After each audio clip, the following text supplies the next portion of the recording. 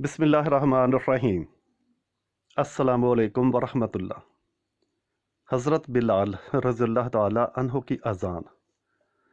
حضور نبی کریم صلی اللہ علیہ وآلہ وسلم کے وصال کے بعد حضرت بلال رضی اللہ تعالی عنہ مدینہ کی گلیوں میں یہ کہتے پھرتے کہ اے لوگو، تم نے کہیں رسول پاک صلی اللہ علیہ وآلہ وسلم کو دیکھا ہے تو مجھے بھی دکھا دو۔ پھر کہنے لگے کہ اب مدینے میں میرا رہنا دشوار ہے، اور شام کے شہر حلب چلے گئے۔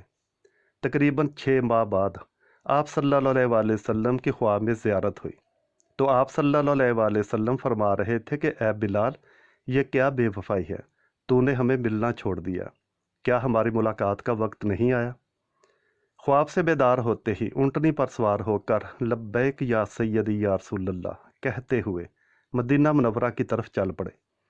جب مدینہ میں داخل ہوئے تو سب سے پہلے مسجد نبوی پہنچ کر حضرت بلال رضی اللہ تعالی عنہ کی نگاہوں نے بے خودی عشقیہ انداز میں آپ صلی اللہ علیہ وآلہ وسلم کو ڈھونڈنا شروع کر دیا۔ کبھی مسجد میں تلاش کرتے تو کبھی حجروں میں۔ جب کہیں نہ پایا تو آپ صلی اللہ علیہ وآلہ وسلم کی قبر انور پر سر رکھ کر رونا شروع کر دیا اور عرض کیا کہ یا رسول اللہ، آپ نے فرمایا تھا کہ آ کے مل جاؤ، غلام حلب سے ملاقات کے لیے حاضر ہے۔ یہ کہا اور بے ہوش ہو کر مزار انور کے پاس گر پڑے۔ کافی دیر بعد ہوش آیا۔ اتنے میں سارے مدینے میں یہ خبر پھیل گئی کہ مؤذن رسول حضرت بلال آ گئے ہیں۔ مدینہ کے بوڑھے بچے، جوان، مرد، عورتیں اور بچے سب اکٹھے ہو کر عرض کرنے لگے کہ اے بلال، ایک بار وہ اذان سنا دو جو محبوب خدا صلی اللہ علیہ وآلہ وسلم کے زمانے میں سناتے تھے۔ آپ رضی اللہ تعالی عنہ نے فرمایا کہ میں معذرت خواہ ہوں، کیونکہ جب میں اذان پڑھتا تھا تو اشہد ان محمد رسول اللہ کہتے وقت آپ صلی اللہ علیہ وآلہ وسلم کی زیارت سے مشرف ہوتا تھا، اور آپ صلی اللہ علیہ وآلہ وسلم کے دیدار سے اپنی آنکھوں کو ٹھنڈک پہنچاتا تھا۔ اب یہ الفاظ ادا کرتے ہوئے کسے دیکھوں گا؟ بعض صحابہ کرام نے مشورہ دیا کہ حسنین کریمین رضی اللہ تعالی عنہما سے سفارش کروائی جائے۔ جب وہ حضرت بلال کو اذان کے لیے کہیں گے تو وہ انکار نہ کر سکیں گے۔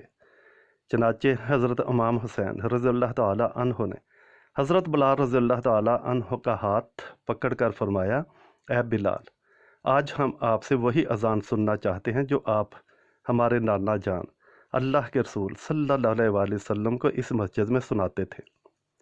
اب حضرت بلال انکار نہ کر سکے، لہٰذا اسی مقام پر کھڑے ہو کر اذان دی۔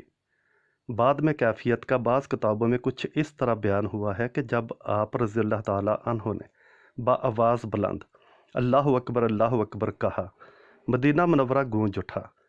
جب اشہد ان لا الہ الا اللہ کے کلمات ادا کیے تو گونج میں مزید اضافہ ہو گیا، اور جب اشہد ان محمد رسول اللہ کے کلمات پر پہنچے تو تمام لوگ حتیٰ کہ پردہ نشین خواتین بھی گھروں سے باہر نکل آئیں۔